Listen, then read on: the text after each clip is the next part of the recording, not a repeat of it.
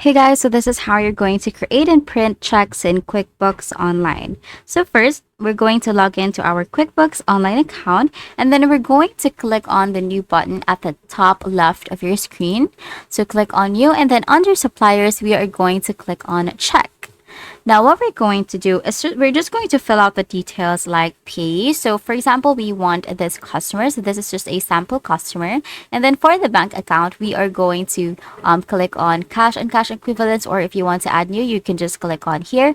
And then for the mailing address, we're just going to add the mailing address of the customer right here, just where we want to send it to.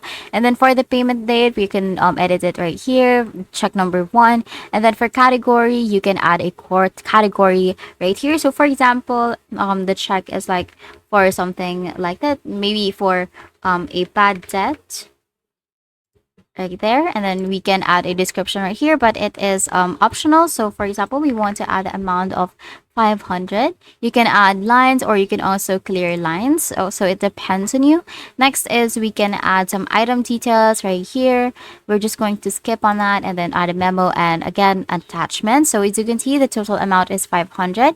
Now what we're going to do is we're just going to save and close this, or you can directly click on print right here. So we're just going to hit on print and it will immediately print this PDF style. So we can just to print, select the print button and right click the PDF and select print. So for this one, we're just going to click on print and then it will take us to this printed PDF, and that's it.